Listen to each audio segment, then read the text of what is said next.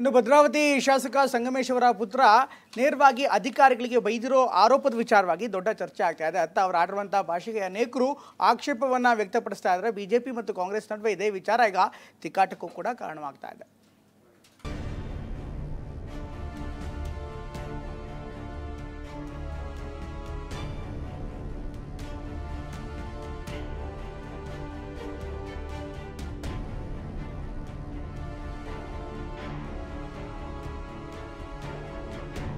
ಕೇಳಿಸಿಕೊಂಡ್ರಲ್ಲ, ಮಾತು ಮಾತಿಗೂ ಬೈಗುಳ, ಅಷ್ಟಕ್ಕೂ ಹೀಗೆ ಕೇಳಿಸಿಕೊಳ್ಳೋದಕ್ಕೂ ಸಾಧ್ಯವಾಗದ ರೀತಿ ಬೈತಿರೋದು ಕಾಂಗ್ರೆಸ್ ಶಾಸಕನ ಸುಪುತ್ರ ಎನ್ನಲಾಗ್ತಿದೆ.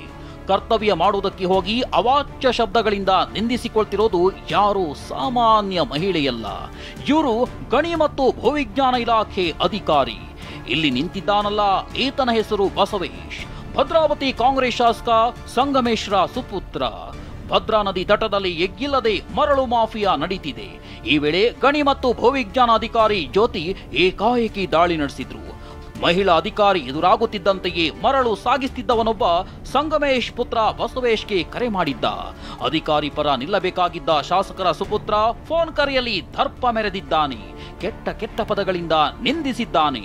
ಈ ವಿಡಿಯೋ ಸದ್ಯ ಎಲ್ಲೆಡೆ ವೈರಲ್ ಆಗಿದೆ.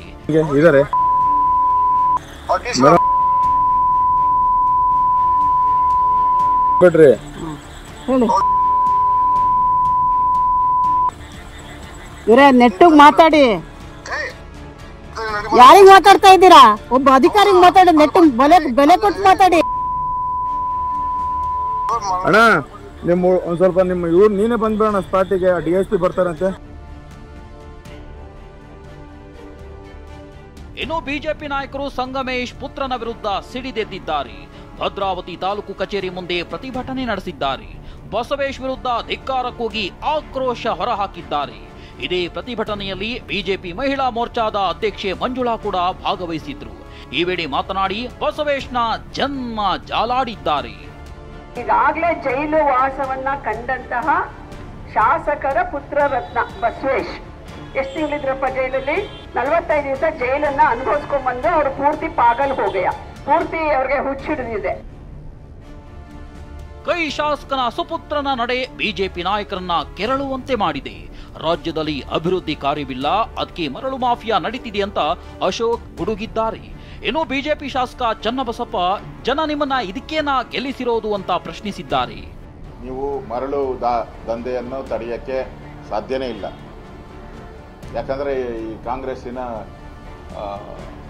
MLAಗಳೇನಿದ್ದಾರೆ ಅವ್ರಿಗೆ ಬೇರೆ ಆದಾಯನೇ ಇಲ್ಲ ಈಗ. ಯಾಕಂದರೆ ಅಭಿವೃದ್ಧಿಗೆ ಹಣ ಇಲ್ಲ, ಒಂದು ಅಭಿವೃದ್ಧಿ ಕಾರ್ಯ ಎಲ್ಲೂ ನಡೀತಾ ಇಲ್ಲ. ಅವ್ರಿಗೆ ಇರೋವಂಥ ಚಾಯ್ಸು ಈ ಟ್ರಾನ್ಸ್ಫರಲ್ಲಿ ದಂಧೆಯಲ್ಲಿ ದುಡ್ಡು ಮಾಡಬೇಕು, ಇಲ್ಲ ಅಂದರೆ ಮರಳು ಮಾಫಿಯಲ್ಲಿ ಮಾಡಬೇಕು.